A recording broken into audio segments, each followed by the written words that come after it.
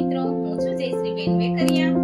Natural cooking channel પર આપ સૌનું હાર્દિક સ્વાગત છે. અને આજે આપણે બનાવીશું ગોઠલીનો ઉપવાસ, જે ખાવામાં એકદમ ક્રન્ચી હોય છે. કેરીના ગોઠલાને ધોઈને સાફ કરીને સૂકવી દેવાના. ત્યારબાદ દસ્તા અને સાકુની મદદથી આવી રીતે કેરીની ગોઠલીને બહાર કાઢી લેવાની છે. ઉનાળામાં તો બધાના ઘરે કેરી બહુ જ આવતી હોય છે.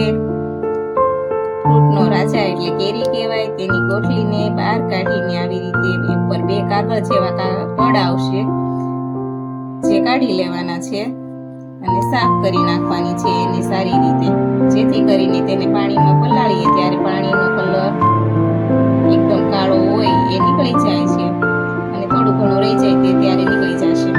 અને આ બે ગોઠલીને એક રાત સુધી પાણીમાં પલાળેલી રહેવા દેવાની છે, અને 2-3 વખત તેને વચ્ચે વચ્ચે પાણીથી ધોઈને સાફ કરી દેવાની છે, જેથી કરીને તુરાશ રહેતી નથી અને તે સફેદ થઈ જાય છે, કાળું પાણી નીકળી જાય છે.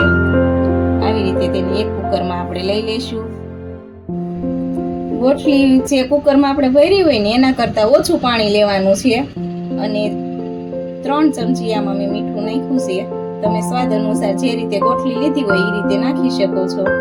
અને 3 વિસલ વગાડીશું આપણે.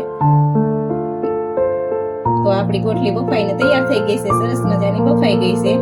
તો એને એક જારીમાં કાઢી લઈશું પાણી નિતારવા માટે.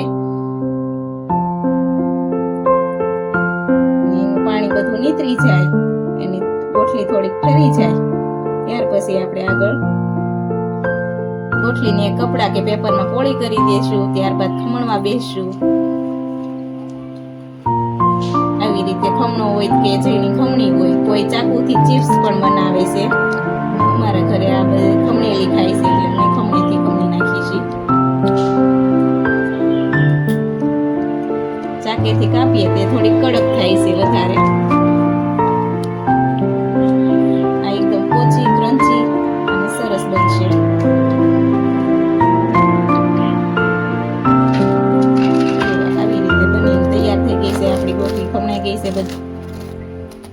અત્યારે ઘરે સૂકવેલી છે, બીજે દિવસે સવારે તડકે સૂકવવાથી તે ક્રન્ચી એકદમ થઈ જાય છે. 3 થી 4 કલાક અગાસી પર રાખેલ છે. તો જુઓ મિત્રો, સરસ મજાની સુકાઈને થઈ ગઈ છે આપણી ગોઠલી તૈયાર.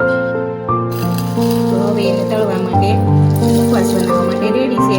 તો 1 વાટકી આપણે ખમણેલું છે, ગોઠલીનું ખમણ છે એ લીધું 1 વાટકી. એક પેનમાં 1 ચમચી જેટલું જ ઘી લેવાનું છે આપણે. એમાં ઘી વધારે કે જોતું નથી, થોડું ઘી જ જોઈશે. એટલે 1 વાટકી માટે 1 ચમચી ઇનફ છે.